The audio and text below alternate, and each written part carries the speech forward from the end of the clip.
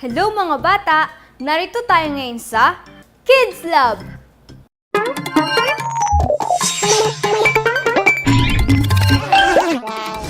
Summer vacation na!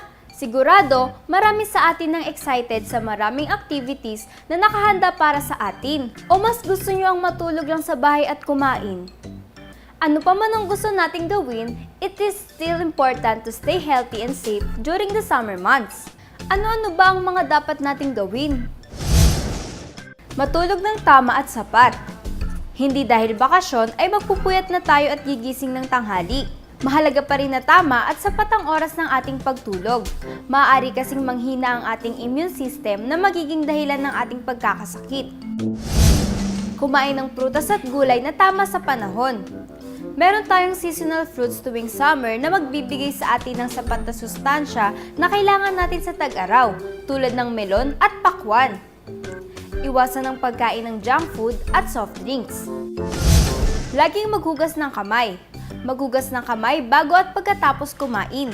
Magdala ng hand sanitizer lalo na kapag lalabas at sasakay sa mga pampublikong sasakyan. Ito ay para maiwasan ng bakterya na magdudulot sa atin ng sakit. Protektahan natin ang ating sarili laban sa araw. Maaari kasi tayong manghina kapag tayo ay nakababad sa araw.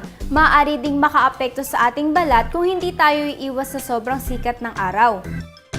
Maglagay ng sunscreen sa umaga bago tayo umalis ng bahay. Magsuot ng caps at sunglasses. Laging magdala ng inuming tubig. Mas mabilis tayong mauhaw kapag mainit ang panahon. Tubig ang mabisang pampawin ng uhaw at hindi fruit juices o soft drinks. Makakatulong ng malaki ang pag-inom ng tubig para hindi tayo manghina sa init ng panahon.